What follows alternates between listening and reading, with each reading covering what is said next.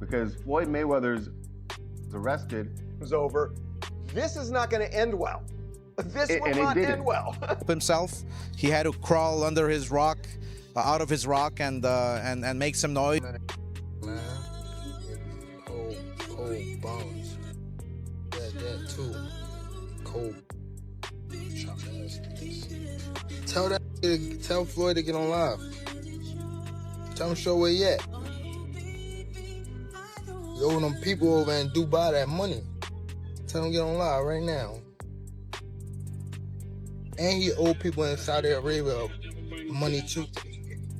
Broken. Out here scamming people.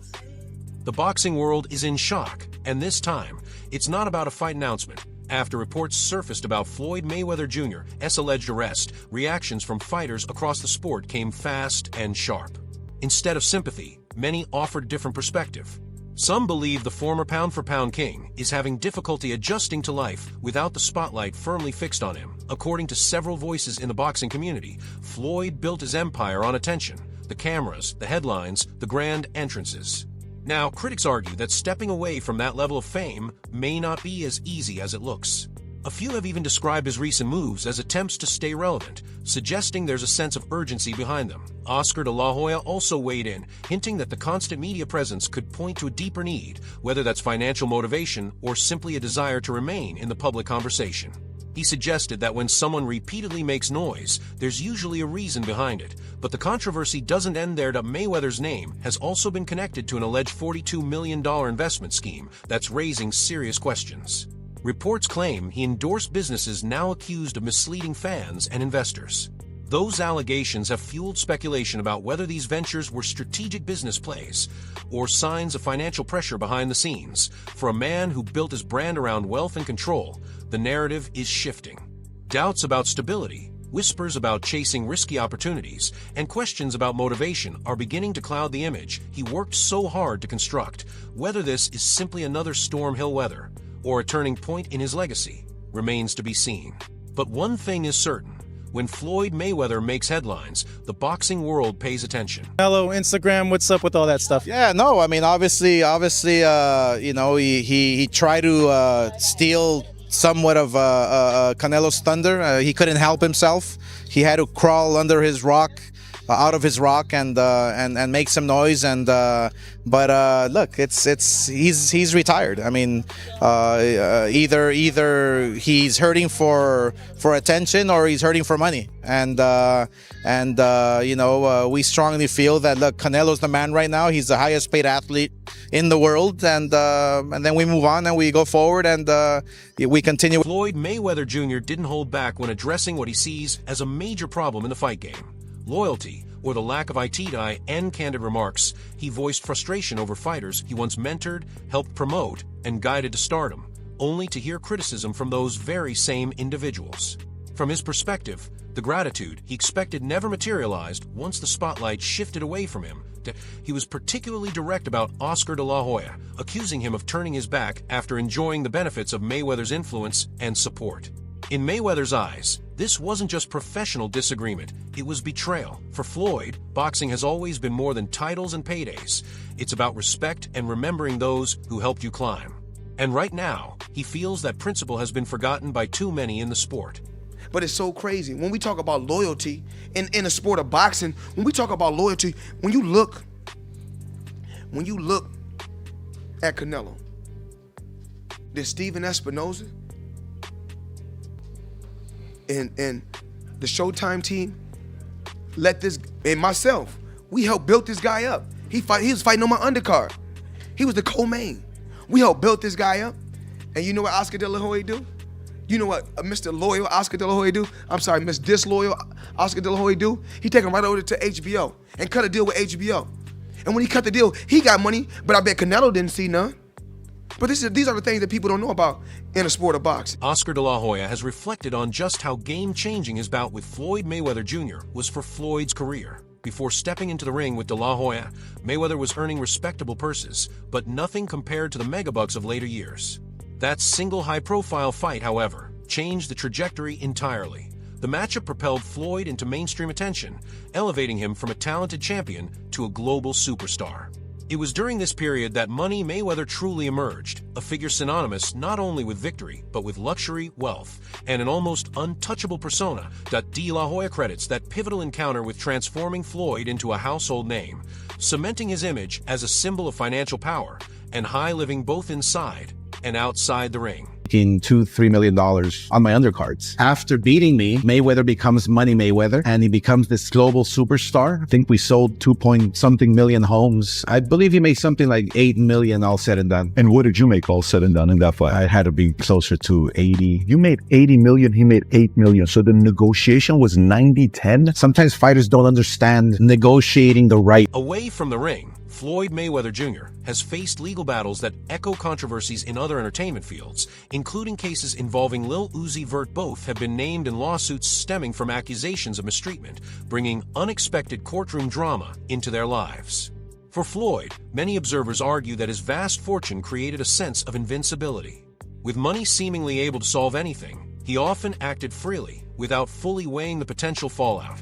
Yet that approach hasn't been without consequence. Critics point out that his willingness to push boundaries, financially and personally, has repeatedly drawn him into legal disputes.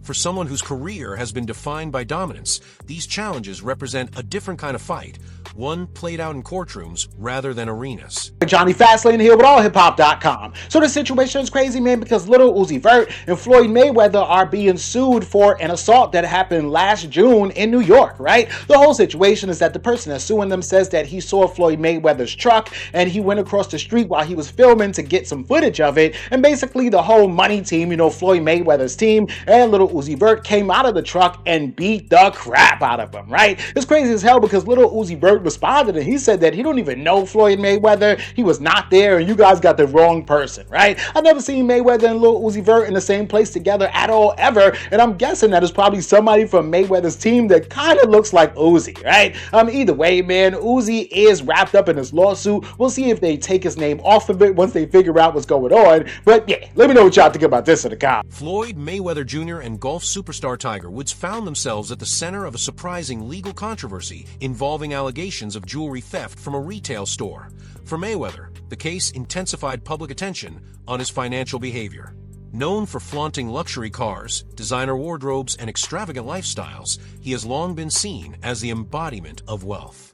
But incidents like this raise questions about accountability, transparency, and how he manages his affairs behind the scenes. Critics argue that while Floyd's public image is built on opulence, situations like these highlight the challenges of maintaining integrity alongside such a high-profile lifestyle. In the court of public opinion, even allegations alone can leave a lasting mark on a reputation carefully constructed over decades. Dollar RICO lawsuit that Floyd Mayweather and Tiger is being hit with? Wow. So apparently it's over some stolen jewelry and or at least allegedly, and the entire story is pretty crazy, and the fact that they're calling it a RICO was pretty wild as well, because apparently there was some type of, at least what is being alleged, some type of scheme set up and ran by these celebrities in order to get away with taking free jewelry off of jewelers. So yeah, seems like Floyd Mayweather Jr. has spent his entire career meticulously building and protecting the persona known as Money Mayweather. From private jets to stacks of cash, every move was designed to send one clear message: unrivaled wealth and dominance. For Floyd, image wasn't just part of his brand, it was everything. The source of his income mattered less than how it could be displayed to the world.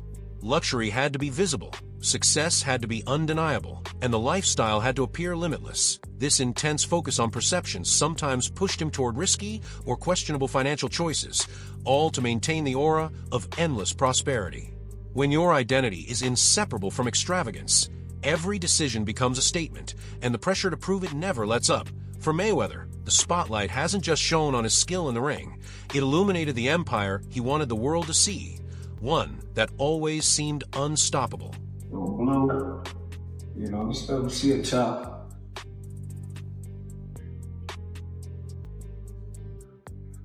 Yeah, so we got choices.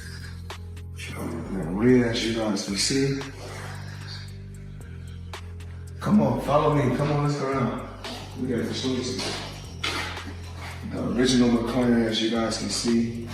We got the Aventador. You got the Dawn. You got the Bentley. Another Rose. Spirit of Ecstasy, come on up. We got toys. You got the family, another Lambo.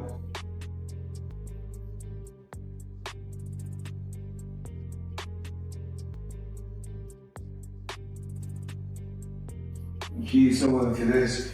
I see some keys right here. Oh, we got some keys right here. So, Spirit of Ecstasy, up again.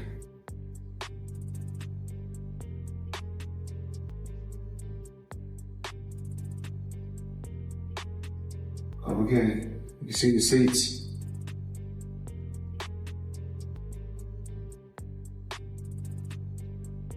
AG didn't hold back when addressing Floyd Mayweather Jr.'s public image. In a bold statement, he claimed that much of Floyd's ostentatious wealth is more illusion than reality. Deji argued that the flashy cars, designer outfits, and piles of cash are carefully curated displays, masking a very different situation behind the scenes.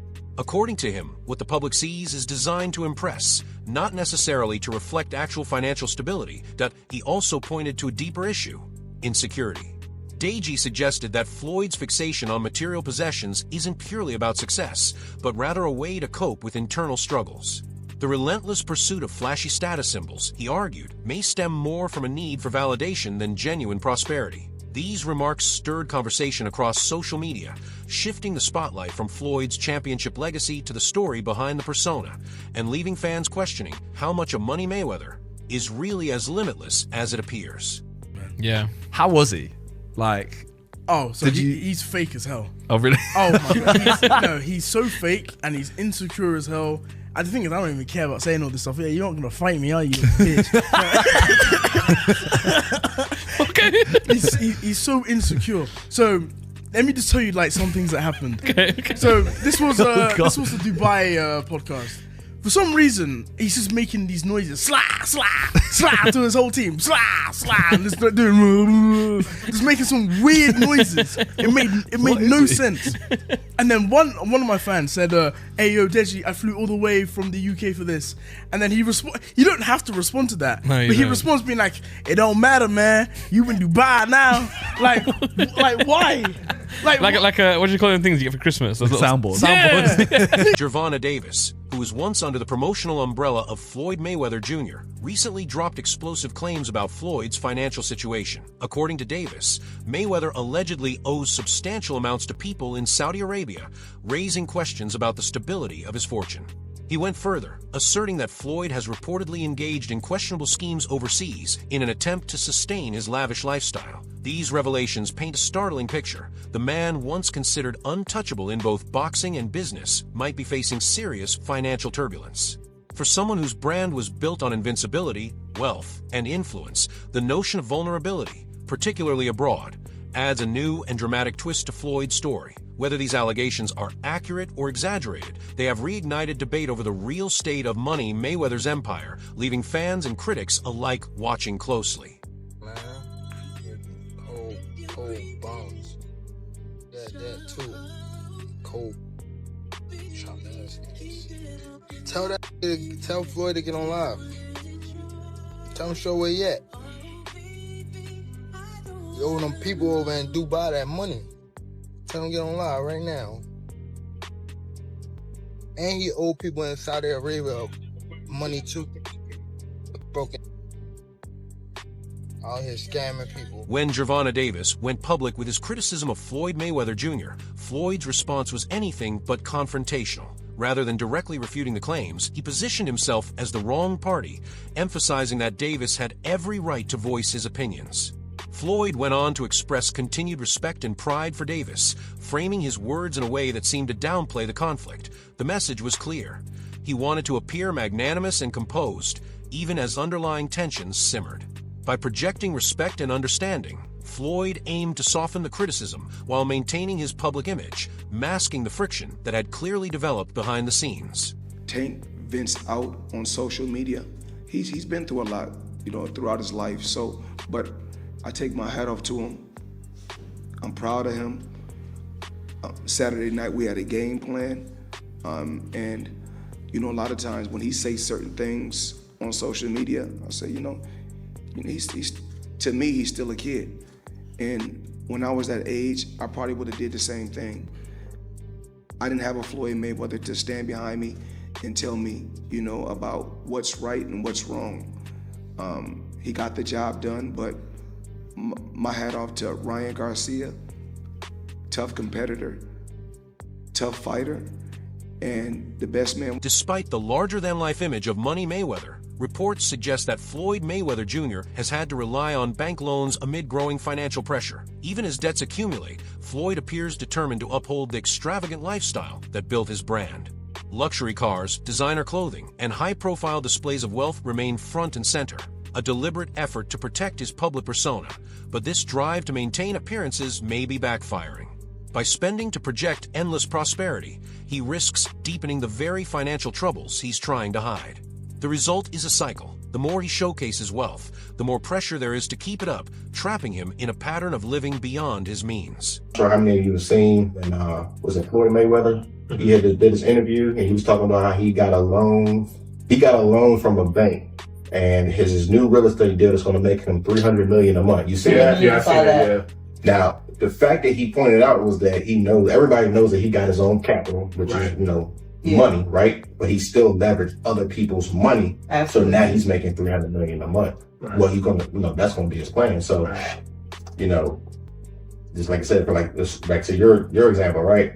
The Airbnb, you get a place. I mean, there's a couple ways to do Airbnbs. Yeah. You can do it so where you're what's it called, subleasing, something like that. Yeah, subleasing. Mm-hmm. You don't technically own it, but the landlord's okay with it, or you can actually buy it. But in a situation where you're buying it, does cost money to fix it up. Floyd's foray into New York City real estate quickly spiraled into a web of legal troubles.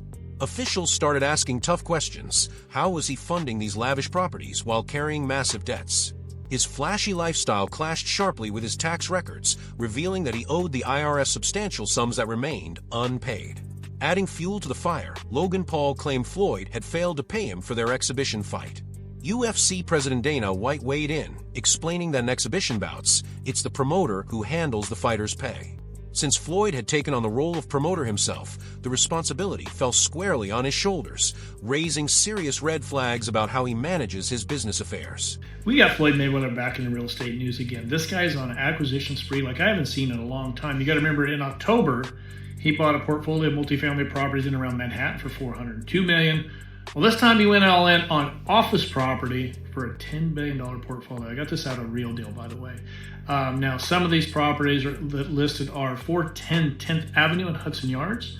You got Jersey City's Harborside Office Complex. You've got the Aon Center in Chicago and the old post office building in Chicago as well. So the portfolio includes a total of 18 buildings that take up to 10 million square feet of space.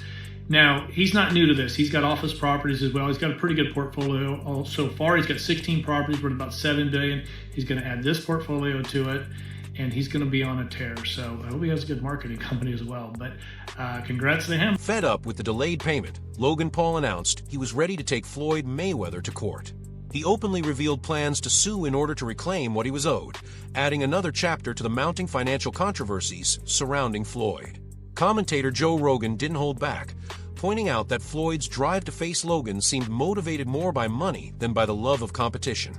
Rogan underscored the irony, a boxing legend stepping into the ring for exhibitions primarily as a paycheck. This shift left fans and analysts questioning Floyd's priorities, sparking debate over whether cash had begun to eclipse pride in shaping the legacy of the once untouchable champion.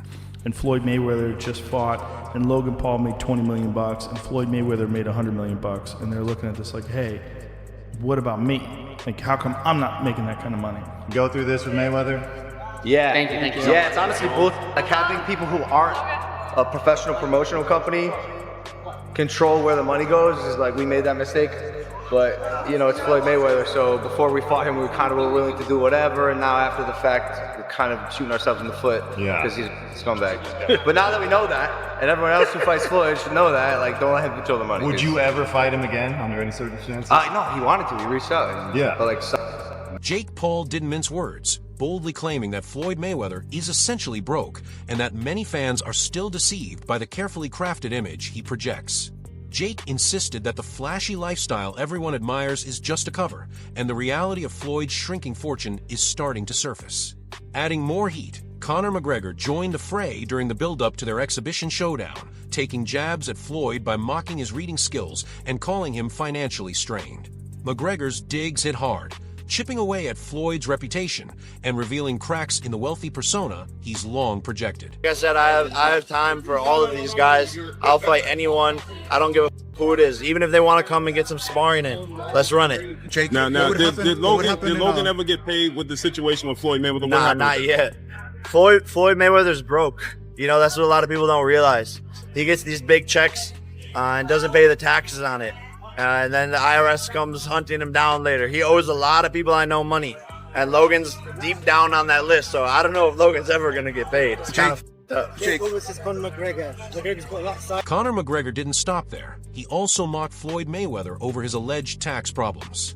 By spotlighting Floyd's financial struggles, McGregor intensified doubts about just how solid Floyd's fortune really was, piling public embarrassment onto the boxer's growing money troubles. Great. I feel good, training hard.